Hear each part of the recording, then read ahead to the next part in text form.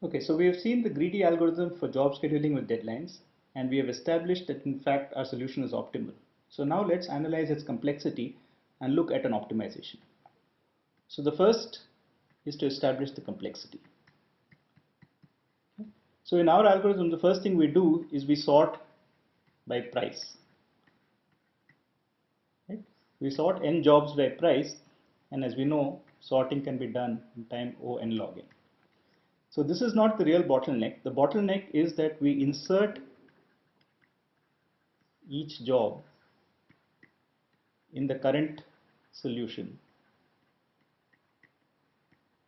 Right? So when we check feasibility, so we maintain J in sorted order of deadline.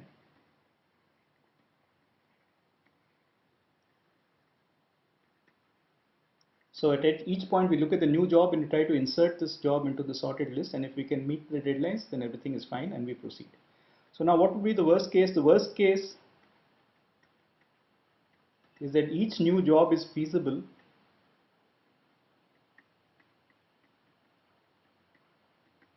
and has a smaller deadline.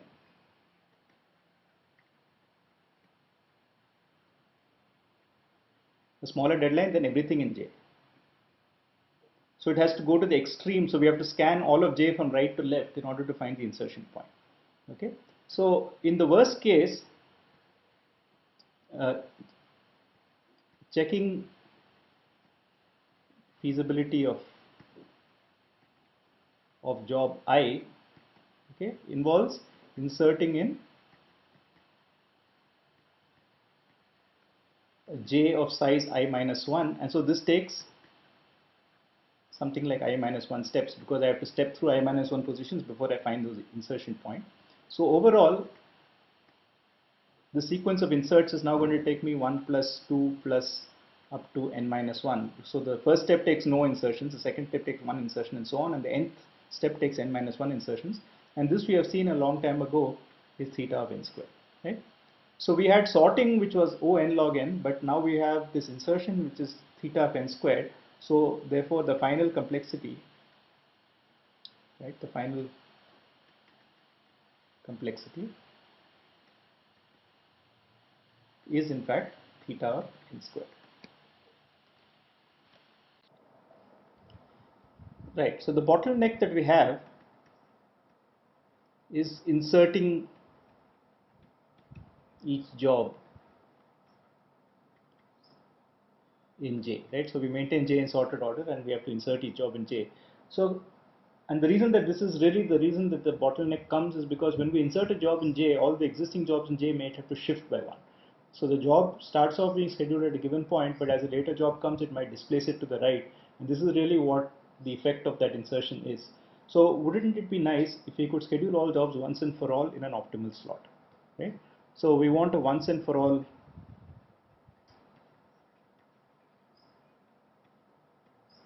slot for each new job, right? So we have that we want to add job I with deadline di. Okay. Now suppose we can find the rightmost free slot before di. Okay. So let us call this slot, say, alpha I. Right? So alpha I is the rightmost free slot which is before the deadline. And so now what we would like to do is we would like to schedule I at slot alpha I. So by slot alpha I, we mean the time slot alpha I minus 1 to alpha I. Remember, each job takes one time slot. So this time slot is where we're going to put it. Now this is the rightmost slot which is free to the left of the deadline. And so we cannot possibly move this right. Okay. So we never disturb I after this. So we'll just leave it here. Right? So when it comes in, it gets scheduled as late as possible given the current constraints. And after this, we cannot modify this constraint because we know that no job is ever going to leave our system, right? our greedy algorithm is monotonic. Once we put a job in, it stays, and we're going to keep it at the position where it came, and that position was the rightmost position it could have come in, so it's never going to move to the right. So just to remember, slot I denotes the time from I minus 1 to I, right? So this is what we mean by slot I, the time from I minus 1 to I. So now let Ni be the first free slot to the left of I, right? So this is the latest time slot that I can put without crossing I. So in general, of course, Ni is going to be less than or equal to I. If I itself is free, then Ni is I, but it could be something strictly smaller. Okay? So now we observe that suppose I is less than j and Ni is equal to Nj. That means that I have a situation where I have, say, position I and I have position j, right? And for both of them, the first free slot to the left is the same. Then for every intermediate slot also, this must be the first free slot, right? So none of them can find any slot which is further to right. So everything from I to j has the same left endpoint in terms of the first free slot to the left. So I will say that I and j are in the same set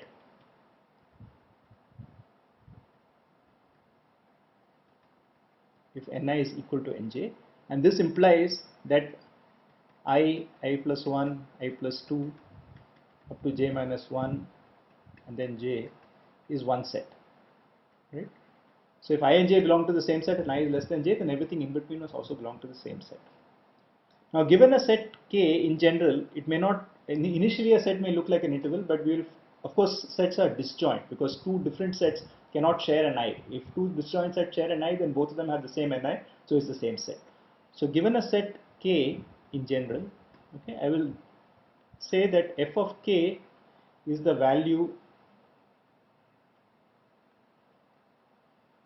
Ni, that is the smallest, rather the largest interval free to the left of all of k. Right? So f of k is just that value which captures the largest time point which is free for everything in k. So now what I do is the following. Initially, notice that no job needs to be scheduled beyond the largest deadline. So I will assume that I have time slots 1, 2 up to d, where d is the maximum deadline of all jobs, because no job is ever going to go to the right of that. So initially all slots are free. So Ni is equal to I for each I. Okay? So I have initially sets of the form 1, 2, etc., these singletons up to the second singleton d, and I have f of the set j is just equal to j for every j. Now I start adding jobs, so at some point I need to add a job with deadline d. So remember our goal, we want to schedule this job as late as possible. In other words, we want to put it at the value nd, right? So what we do to compute nd is the first free slot which is available to the left of the deadline d. We check k such that d belongs to k, and we look at, so nd should actually be equal to f of k, right? So now if this nd value, if it is 0, this means that this job is infeasible. That is, there is no free slot to the left. Okay. Otherwise, we can schedule the new job at time fk, at the slot fk, right? And now we have to update fk. Now what is the new value of fk? Well, see, we had this interval and somewhere we had this set k and it was pointing to a position f of k. This was the first free slot to the left. So now the next free slot must be further to the left. So if I go to fk minus 1, it must be somewhere on this side, right? So this value, the new value, is going to be to the left of fk minus 1. Now one easy way to do this is just, so we know that the set containing fk minus 1 already tells us this value. So we just have to merge the two sets, right? So now what we will do is merge the set k with the set containing the value f of k minus 1, right? And this will have this effect. So if I take the set containing fk minus 1 and I merge the set k with that, then all of these will now point to the new value, which is the largest value to the left of fk minus 1. So in this way I proceed. So overall I will have n jobs. So I'll have n operations on this disjoint set data structure. Okay. So let's look at an example of how this algorithm works using these sets. So here we have a situation where we have 6 jobs. As always, we assume that the jobs are already given to us in descending order of profit. So we have 6 jobs and their deadlines are as shown: 2, 1, 2, 6, 1 and 6. So looking at the deadlines, we see that we have slots from 1 to 6. We add a time slot 0 to capture the impossible time slot. And we initially assigned each time slot from 0 to 6 to a separate set, a singleton containing that time slot, with f of that set pointing to the time slot itself. So this is the situation now. So k is 0, 1, 2, 3, 4, 5, 6, each a singleton set, and f of I is equal to I for each set containing the element I. Now we look at the first job. So if you look at the first job, we find that the deadline of the first job is 2. So 2 belongs to the set containing 2 in this case. So this is the set we have to look at. And now we have that f of this set is 2. So implicitly what this means is that we are going to assign job 1 to time slot 2. Now we have to update the fact that time slot 2 is no longer available for itself. And this we do by merging the set 2 with the set containing f of 2 minus 1. So f of 2 minus 1 is just equal to 1 and the set containing 1 is just 1, right? So this means that we merge 2 with 1, right? And this will give us a new picture as follows. So the number of sets has collapsed by 1 because the elements 1 and 2 have now been merged into the same set, and for that set the f value is 1. So now we look at the next job. So we see that d of 2 is equal to 1 and 1 belongs to the set 1, 2, and f of this set points to 1. So implicitly we put job 2 at time slot 1, and now we have to do the same thing. So we have to merge the set 1, 2 with the set containing f of 1, 2 minus 1 is equal to 0. And since this belongs to the set 0, we'll end up with a new set 0, 1, 2. So continuing, we now see that d of 3 is equal to 2. 2 belongs to the set 0, 1, 2, but f of this set is equal to 0. So therefore job 2 or job 3 is not feasible, right? So if a job cannot find a slot within its deadline, it's not feasible. So we will discard it and move ahead. So next we look at job 4. So now d of 4 is equal to 6 and 6 belongs to the set 6. So we'll do the usual thing. So we'll assign this job 4 to happen at time slot 6, right? This is the rightmost time slot within its deadline that is free. And now we will merge this with f of 6, the set containing f of 6 minus 1, the set containing 5. So this gives us the set 5, 6, because that set, the set containing 5 actually is 5 itself. Okay, so we will merge these two sets. So we now have this collection of sets 0, 1, 2, 3, 4 and 5, 6. So we now look at D5. So D5 is 1, but 1 belongs to 0, 1, 2 and F gives me 0. So this job is not feasible and we skip it. So finally we come to the last job. So we find that D of 6 is actually equal to 6. Now 6 belongs to the set 5, 6 and the F value is equal to 5. So what we will do is we will implicitly schedule J6 over here, and now we will update this set. So we will merge 5 and 6. So this will actually all get merged into a new entry with 4. But since we have no more jobs, we won't draw this set out and we'll stop. So actually what we have done therefore in this whole algorithm is that we have gone through the jobs in descending order and we have picked out 1, 2, 4 and 6 as our feasible jobs.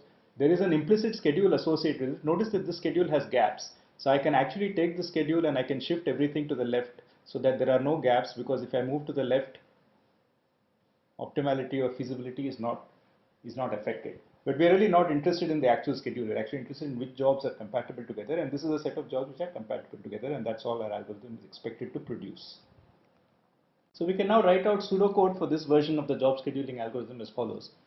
So we start by computing the maximum deadline among all of the deadlines in the jobs. Remember, these are now ordered in descending order of profit, and so we can't assume the last job has the highest deadline. So we take the maximum deadline, and then for each of these slots from 0 to this maximum deadline, we create a separate set I with f of I equal to I. Now we start with the empty set of jobs, and for 1 to n, for each job, we first compute the set which contains that job. If the set has a feasible value as the smallest slot below its deadline, then we include this job in our solution. So we augment the set J to include I, and we merge the current set with the set containing Fk minus 1.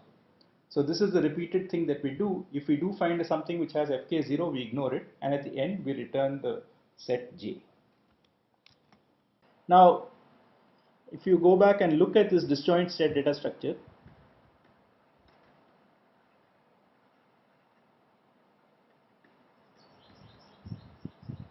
so it says that any sequence of n operations takes time n times alpha of 2n comma n. Now this alpha of 2n comma n is what is called the inverse Ackermann function. Okay, and this inverse Ackermann function grows very slowly and is virtually a constant. Okay. So this means that instead of spending time n squared in order to do a sequence of n feasibility checks, over this entire sequence of operations using disjoint sets, I've actually brought down the total sum time of the feasibility checks to something which is almost linear in n. If we assume that this is close to a constant, there's some constant times n. It's not really a constant, but it grows extremely slow. Okay? So therefore we have an optimization which brings us to almost linear. Okay, so to summarize, so if we maintain J in sorted order to do feasibility checks,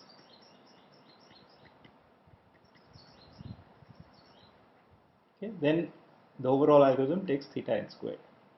Okay. If we use disjoint sets,